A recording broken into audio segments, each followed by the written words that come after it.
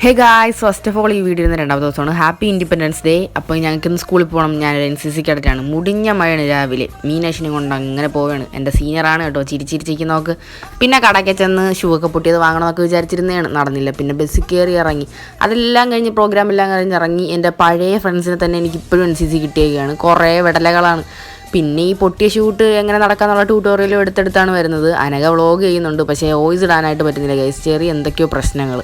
പിന്നെ ഇവളുമാരുമായിട്ട് ഇങ്ങനെ നടന്നു പോകുമ്പോഴത്തേക്കും പഴയ NCCയിലെ കാര്യങ്ങളൊക്കെ ചർച്ച ചെയ്ത് ഞങ്ങളിങ്ങനെ നടന്നു നോക്കിക്കൊണ്ടിരിക്കുകയാണ്.